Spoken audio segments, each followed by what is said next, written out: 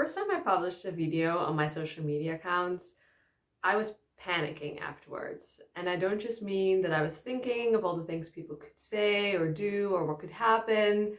I was physically panicking. I was lying on the floor in the fetal position, and it just felt like a full body panic. And I knew rationally I wasn't really in danger, nothing terrible was going to happen, and still I felt that way.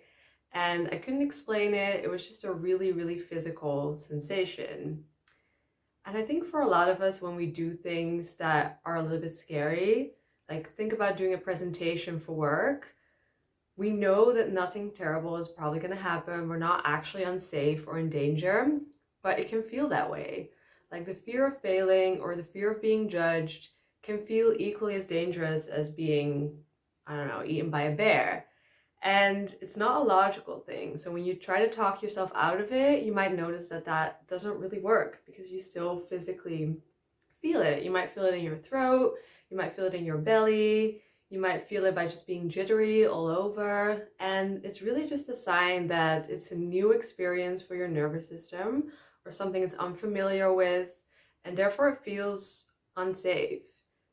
And it is really something that if we keep doing it, we do build that resistance, that resilience of like, okay, we can do this. We've done this a couple of times.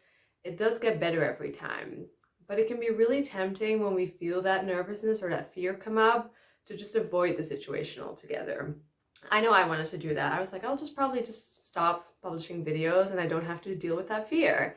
But it's still there. It's still sort of there holding you back in some way. It's just you're not actively looking at it. And I think really what we can do in those situations is help make our body feel safe, help calm down our nervous system to feel a little bit more grounded and confident when we do it. And then every time we do that, we move a little bit more towards feeling slightly more comfortable in that situation. So when you have to do a presentation, for example, it can really help to really plant your feet on the ground, to really connect with the floor for a moment, or to really like shake it off, or just take a couple of deep breaths and really just be in your body for a second. And just know that it's also okay that you feel that way. I think once we accept that we feel that fear and we can look at it from a point of curiosity of like, hey, what is actually happening in your body? What are you experiencing? Without trying to change it or force it to be different, that's when we can really sort of move through it and come out on the other side of it. And you might still feel nervous when you have to show up and do the presentation, but it might just give you a little bit more grounding to be in your body and to feel like you're physically owning the sensations that you're feeling. And then every time you do that, as you practice it more and more, your nervous system does build that resilience to know like, hey, this is something we've done before. This is something we can do. And it does feel easier every single time. But those first few times are always going to be challenging.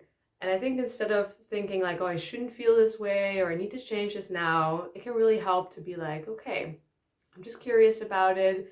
I'm just allowing this to happen.